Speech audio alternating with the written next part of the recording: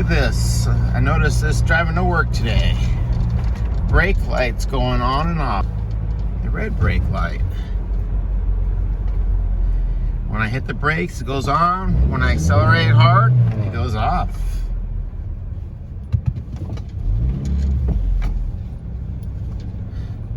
Interesting. I wonder what it could be.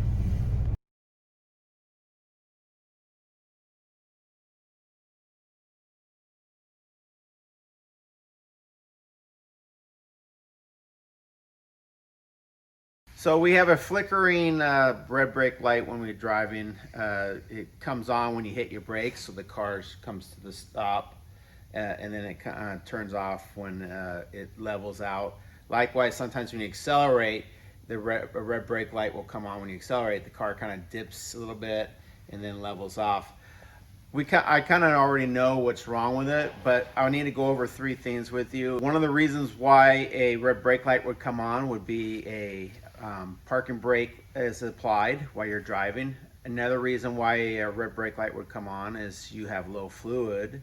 And the third reason that a red brake light would come on would be you have the brake bulbs in the back of the vehicle are burnt. Most likely both are burnt. Usually you could survive on one bulb, but when both bulbs blow on the back, that's will turn the red brake light on for most vehicles. So three things that turn on a red brake light: parking brakes on, brake bulbs are burnt in the back, or low fluid. So let's do a brake inspection all the way around and see what we got. So we're gonna go ahead and check our brake bulbs right now. That includes the third brake light, which is always kind of raised. Remember, there's 3 brake lights on a vehicle, but we're going to do it specifically inside because we want to be able to see the reflection on the shop door as I hit the brakes. That way you could do this on your own. So I have Mr. Lear who's videotaping, which makes it nice, but if you're doing this on your own, take it into a shop or inside your garage.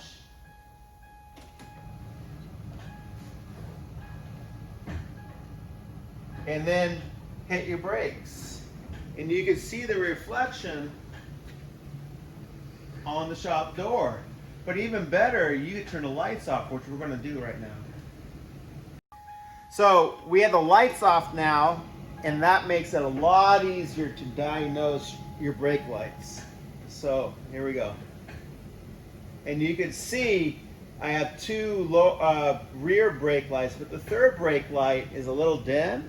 And I actually have 1 bulb burnt on that third brake light. So that will not turn the red brake light on. So that is not my problem, but that is something that I should do as regular maintenance, is replace the third brake light bulb. All right, we just checked our rear brake bulbs. Now we're going to check our parking brake adjustment, okay? So parking brakes should click about 5 to 8 clicks. The handbrake like this is a little more, but if it was a handbrake that was in a center console, 5 to 8 clicks is probably what I would adjust the parking brake cable to. But anyways, if you leave this on, the red brake light will stay on when you're driving. And too many times people just ignore this red brake light with the parking brake on, and you're burning your rear brakes up. Because remember, this is applying the rear brakes using a cable. So again, 5 to 8 clicks, and then when you're driving, you should make sure that's all the way off and the red brake light is off. You can see before I even get to 1 click, it turns that red brake light on. So my parking brake is working properly. So now let's go ahead and check for leaks. All right, so we checked our brake lights, we checked our brake pedal, we checked our parking brake cable, our parking brake adjustment. So now what I've figured it was going to be the problem all along is we're going to check our brake fluid. And if you look at the brake fluid, here's the max level, here is the minimum level. I'm just barely above the minimum level. So what is happening is when you hit your brakes, the fluid rushes to the front of the master cylinder and turns the brake light on. Or when you accelerate, the fluid rushes to the back of the master cylinder and turns your brake light on. And then when you're like cruising or you're stopped, the fluid seeks a level that turns off your brake light. So the actual brake levels, come over here, the actual brake float level sensor is right here. That's what this is. So one of the reasons why your red brake light will come on is low brake fluid. So we have to think about one more thing before we call it a day.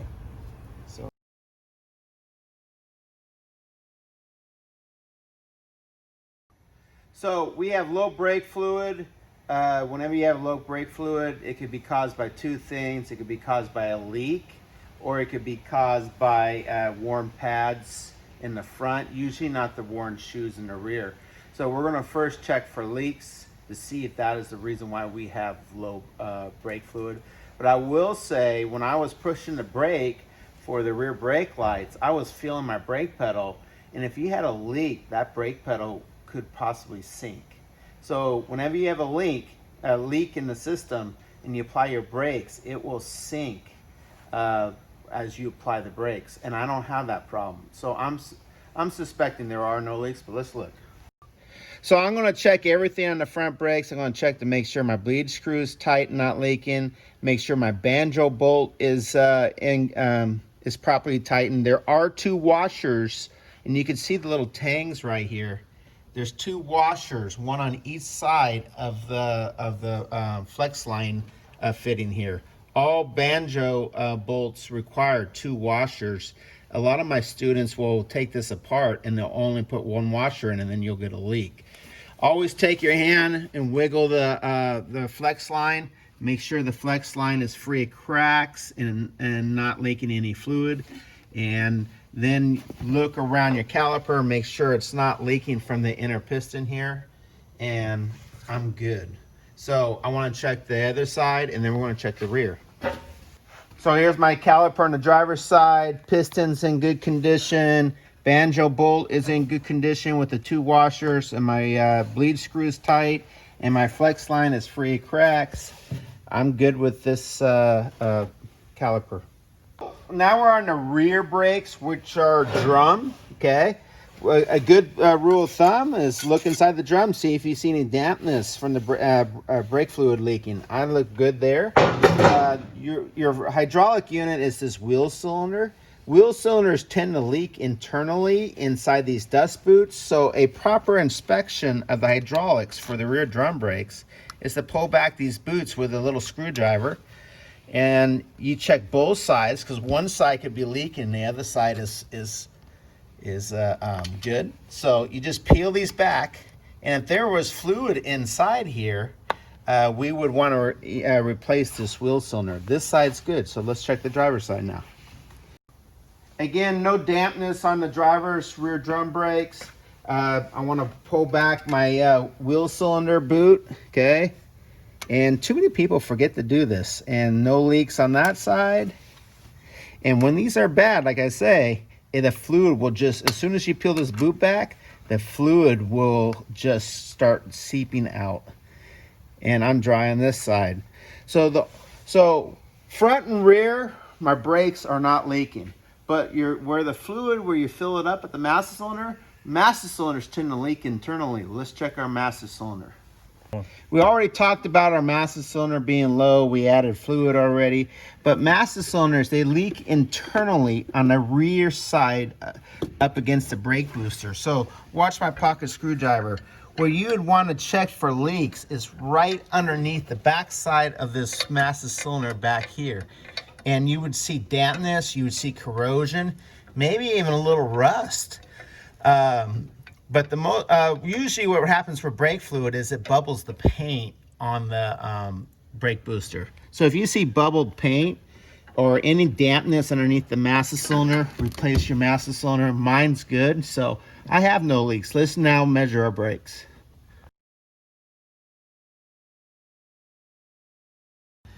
So the common tool that we use to measure our brakes is this brake gauge. It's color coded. If you're in the red, you want to change your brakes. I always say the thinnest one, you want to change them right now.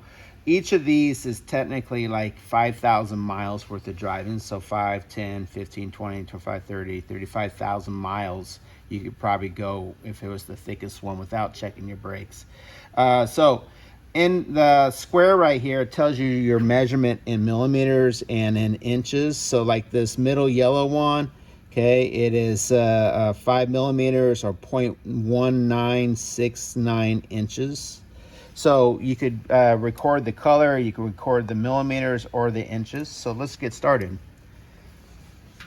So on a caliper, you have an outboard pad and an inboard pad. You always want to check both to make sure that this caliper is not sticking, okay?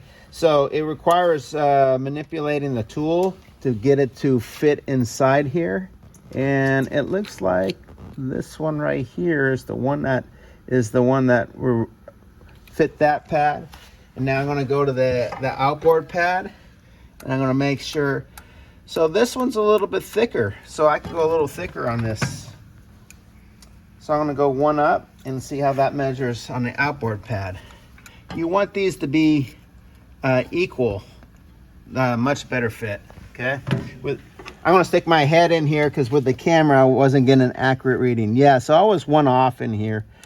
So it is equal to the largest yellow, which is 6 millimeters and 0.2362 inches. So now let's go to the driver's side and see if it matches. So both the inboard pad and the outboard pad are exactly the same, which means this caliper is moving nice. So we have our inboard pad, which is the same thickness as the passenger side. Now let's check the outboard pad. And it's the same thickness as the other side, maybe even a little, just a little bit more, but I'm good. So front brakes are not worn. Let's go to the rear. So with rear brakes, we have shoes, not pads. You want to find the thinnest place to stick your brake gauge. You just don't measure one place. You put it and you measure all the way around the shoe, verifying that it's evenly worn and there's no thin spots. And this shoe is pretty good. Okay, so it's the smallest yellow. So like I say, I probably should go about 10,000 miles, 5, 10, before I change this. So 2 oil changes in a sense. This is the rear shoe. Most drum brakes, the rear shoe is always going to be thicker. Okay, that's pretty common. So front shoe is not completely worn, but we're getting there. But this is not the cause for my red brake light coming on. Let's check the other side. So the front shoe, which is called the primary shoe, by the way. So the front shoe that faces the front of the car is your primary shoe. And it's the same as my passenger side. This is the driver's side. Now, if this is the primary, this is the secondary shoe. And like I say, the secondary shoe will always be thicker than the front shoe on most vehicles. So it's worn, maybe 10,000 miles. I'll replace these, but it's not the cause of my red brake light. So we have a flickering red brake light that comes on when driving, specifically when you're hitting your brakes or when you're accelerating. We checked the brake bulbs. Brake bulbs were good, except for I have one bulb burnt in the third brake light. We checked the parking brake. The parking brake operation is working properly. We checked our master cylinder fluid level, and the fluid level was low. So then we checked for leaks. We found no leaks. And then the final thing we checked was the brake pad in the front and the shoes in the rear. We checked both sides, and they're all okay. They don't need to be replaced right now. So what was the real cause of my red brake light being on? As the front brakes wore, that master cylinder fluid level dropped to the minimum. And when I did the brakes probably 1.5 years ago, I probably didn't top off that master cylinder. So because I didn't top off the master cylinder when I did the brake job, then when these front brakes wore, because they're not in the green, they're in the yellow, that fluid level dropped and turned on the red brake light. So what inside the master cylinder, what's happening is the brake fluid's moving backwards and forwards depending on if we're accelerating or braking. I have my brake assembly up near the master cylinder. Here's my master cylinder. This is our brake booster. This is what gives us power brakes. And our brake pedal actually attaches to this lever right here. Okay, so let's discuss what was happening. So inside our master cylinder, we have a float. If you look inside, it's just, you can see the float right here in the middle circle. So when you're accelerating, the car kind of leans back a little bit, and that fluid is sloshing to the back of the master cylinder, lowering the float. When you hit your brakes, the car dips a little bit, so the fluid moves to the front of the master cylinder, and again, the float level drops. This is the sensor for the float inside the master cylinder. So whenever this fluid moves back and forth and it's on the minimum level, it's going to turn the red brake light on. So that was what my problem was, and it was from my error. And when I did a brake job, I did not fill the master cylinder to full, because as brakes wear, the fluid's going to drop, and that's just normal. There's no leaks. But I also did talk about that master cylinders tend to leak from the bottom back side against the brake booster, and you'll get a little rust and you'll get a little bubbling of the paint on the brake booster. So what that means is it's actually leaking from the where the pistons are in the plug in the back of the master cylinder bore. It's leaking back here, filling up this cavity, and then eventually leaking out. So master cylinders, when you ever see the fluid leaking from the back, which is very common in the automotive industry, replace your master cylinder. And when it gets really bad, you'll get a sinking pedal in addition to this leak.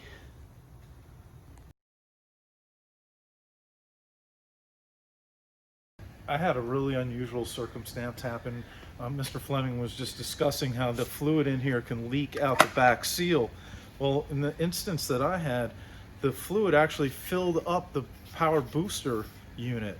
And as it filled up in there, remember this operates off engine vacuum, so there's a hose from the intake manifold attached right here. And as this filled up with brake fluid, it started to suck the brake fluid into the intake manifold and burn it through the engine. And the car had a tremendous cloud, white smoke cloud coming out the back, and really funny smell to it. So we also had to end up replacing the booster. So it's a good idea to check that just to make sure there's no fluid in there.